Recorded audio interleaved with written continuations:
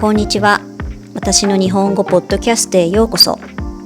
このチャンネルでは日常生活でよく使う日本語や日本の文化を紹介します。日本人の話す自然な日本語をたくさん聞いてください。この動画には字幕をつけていません。もし字幕をつけたいときは YouTube の設定ボタンを押してください。今回の話題は家を片付けるです。本題の前に言葉の説明をします。片付けるは日常会話でよく使います。片付けるはいくつか意味があります。一つ目は、物を使ったらそれがあった場所に戻すという意味です。二つ目は、自分に必要じゃないものを誰かにあげたり、売ったり、捨てるという意味です。また、片付けるには仕事や用事を済ませる、問題を解決するという意味もあります。済ませるは物事を終わらせるという意味です。仕事を済ませるは仕事を終わらせる。用事を済ませるは用事を終わらせるという意味です。片付けるには問題を解決するという意味があります。解決するは問題を終わらせるという意味です。例えば、やっとトラブルが解決した。長い間トラブルがあったけど、やっとそれが終わった。そんなニュアンスです。職場に行ってトラブルを解決してきた。これは職場に行ってトラブルを終わらせてきたという意味です。テストの問題を解くことは解決するとは言いません。では今日の話題を話します。私は先日家を片付けました。私は先日家の中を片付けました。私はいつも物を使ったらすぐに元の場所に戻します。そして私は毎日のように掃除や片付けをするので、家の中が散らかることはありません。散らかるは物が使われたままであちこちに置いてある様子を表す言葉です。物を使った人が片付けないからこのようなことになります。私は今回は自分に必要でないものを片付けました。私にとって1年以上使っていないものは必要ないことが多いです。先日私はそういったものを片付けました。家の中にあるもの全部は片付けませんでした。大変ですからね。今回は家の物置と私の大切なものを入れておく箱を片付けました。物置は物をしまっておくための部屋という意味です。私は長い間使っていないものを手に取って、これはこの先も使わないから捨てよう。これは私に必要ないけど、まだ使えるから誰かにあげよう。これはまた使うかもしれない。そんな風に確認しながら片付けました。また使おうと思うものや、やっぱり必要だというものもありましたが、いらないものがたくさんありました。いらないもの、必要ないもの、これは同じ意味です。私はいらないものは捨てたり寄付したりリサイクルに出します。リサイクルに出す、リサイクルに出すはいらないものをゴミとして捨てないでリサイクルしてくれる会社に渡すという意味です。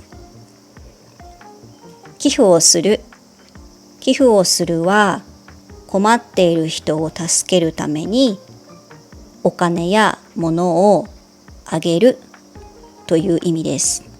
または社会が良くなるように頑張っている人や団体にお金や物をあげることです。団体はある目的を持って行動している人たちの集まりです。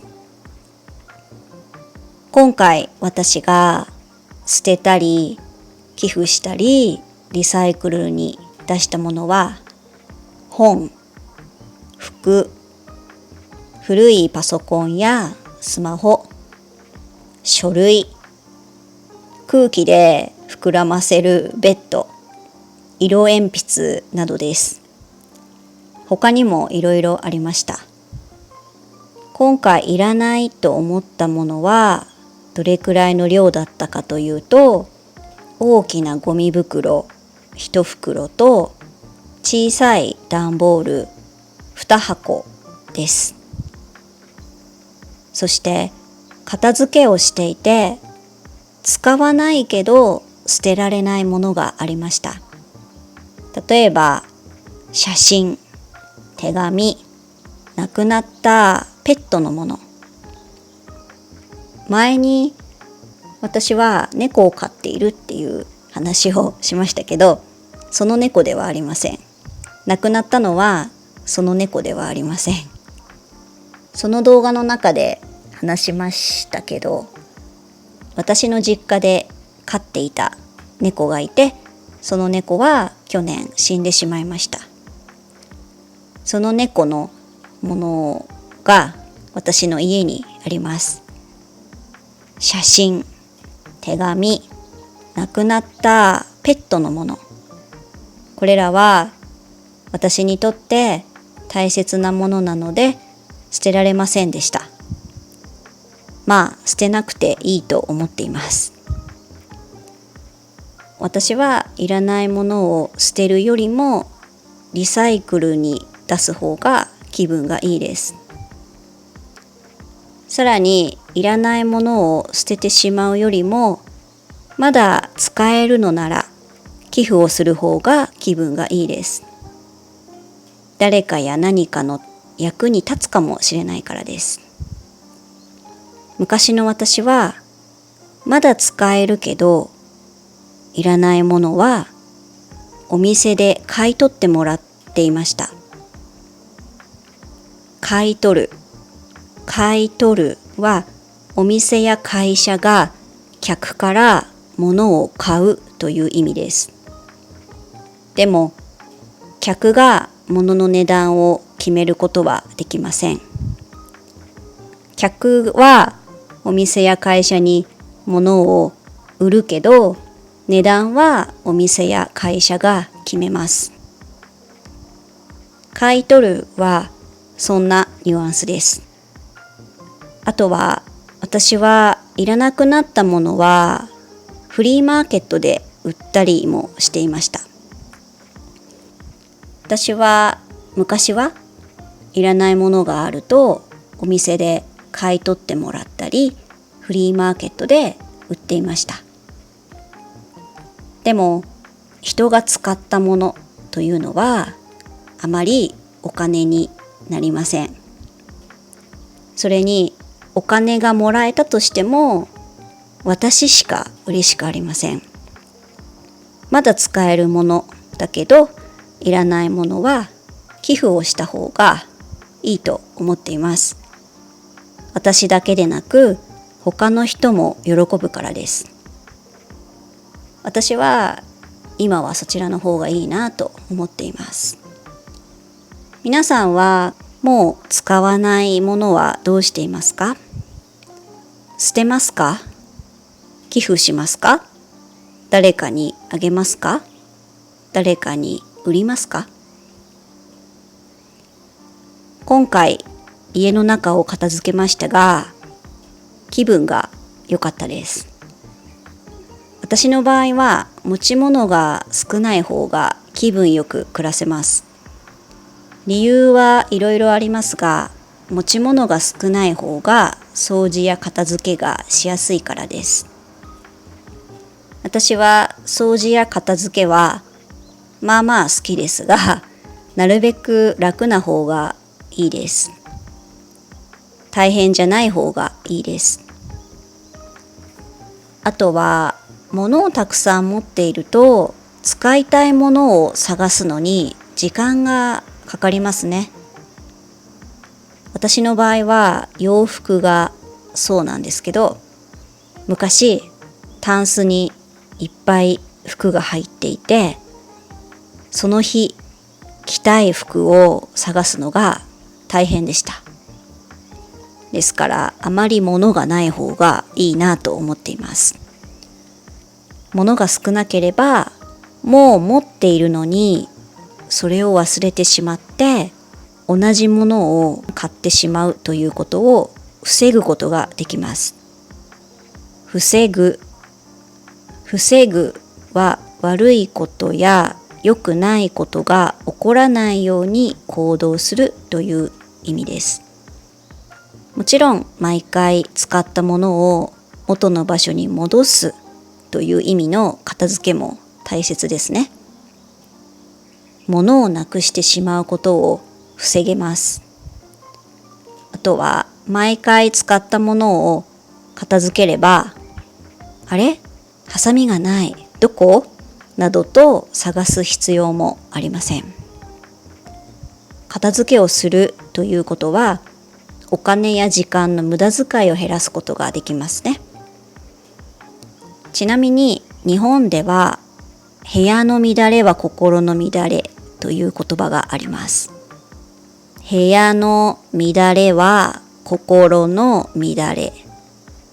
乱れるはいろんな意味がありますが、きちんと並んでいたり、きれいにしまっていたものが散らかる様子を表す言葉です。部屋の乱れとはこういう状態です。部屋が散らかっているということですね。心の乱れというのは、心が安心していない状態、良くない状態のことを言います。部屋の乱れは心の乱れというのは、部屋の状態が心の状態を表しているという意味です。部屋が散らかっているときは、心の状態が良くないというニュアンスです。例えば、怒っていたり、悲しかったり、焦っている時などは、なかなか掃除をしよう、片付けようという気持ちが起きません。また、忙しい時は疲れています。ですから、掃除や片付けをしたくありません。そうなると、部屋が乱れていきます。部屋が散らかってしまいます。ですから、部屋を掃除したり片付けることができるということは、心が落ち着いていたり穏やかであるということです。部屋がきれいな時は心も落ち着いている、穏やかであるという意味です。部屋の乱れは心の乱れとはそんな意味です。私は掃除、片付けは気持ちよく生活するために大切なことだと思いますが、皆さんはどう思いますか？健康を保つためにも家や部屋はきれいな方がいいと思います。ですから掃除をしたり片付けをするのってめんどくさいなと思ってもやった方がいいと思います。毎日少しずつ掃除をしたり片付けをすればそんなに大変じゃないと思います。ということで今回はここまでにします。最後まで聞いてくださってありがとうございました。コメントやチャンネル登録をしてくださると励みになります。それでは今日も良い一日をお過ごしください。